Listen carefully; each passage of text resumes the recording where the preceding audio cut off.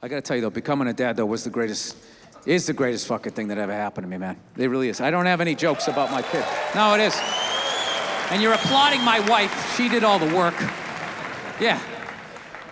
Yeah, knocking a woman up, that's easy. You just have fun.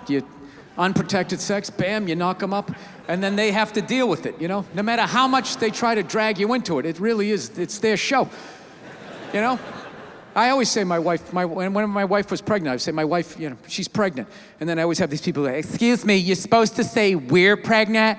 You're supposed to say we're pregnant? It's like, well, I'm not a seahorse, so I'm not fucking pregnant. My wife is pregnant. Look at her, she's putting on weight, her feet are swelling up. You know, she's miserable, fucking miserable. I'm still doing pull-ups, I'm crushing it while being pregnant. I'm still drinking, smoking, yeah.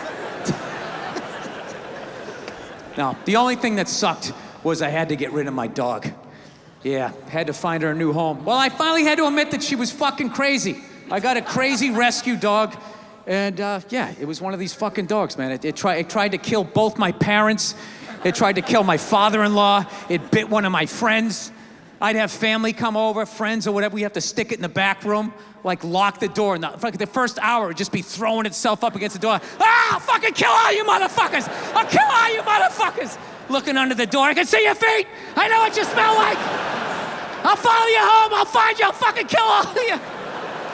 And we were just in like total denial, like, no, she's just a little, you know, a little scared because she was abused.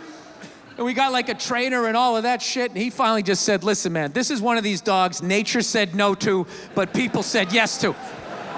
So I'm like, Jesus Christ, you could have told me that 10,000 fucking dollars ago, you know? So now my wife, she's 5 months pregnant. She's 6 months, 7, 8 months pregnant. It's just the fucking, this thing just hanging over my head.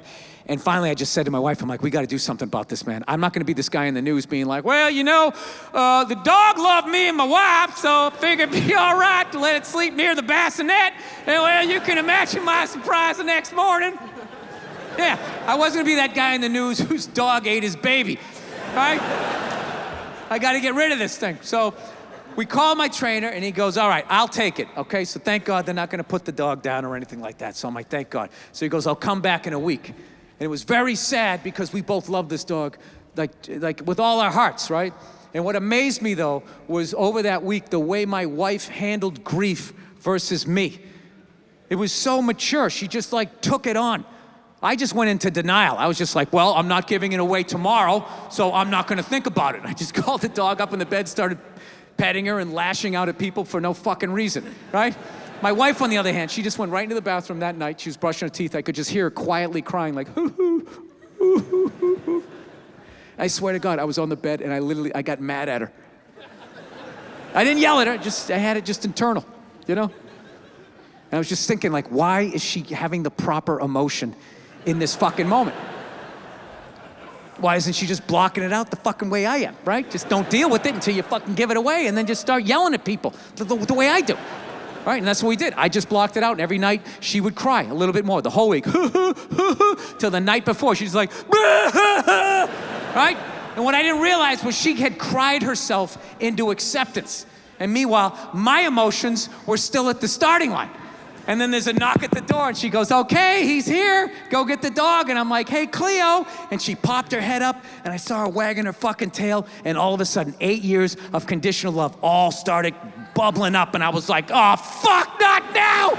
Not now! So I just pushed it down. I just walked at her like some weird game show host. Hey, how are you? I'm smiling for no reason, all right? Now we're going for a walk. I'm just gonna say what we're doing so I don't think about what I'm feeling. And I just walked out, handed the leash to the new owner, pet her on the head, didn't even look her in the eye because I knew I couldn't, and just turned around and walked away from something that I loved more than I had loved anything in my life up to that point. Don't tell my wife, right?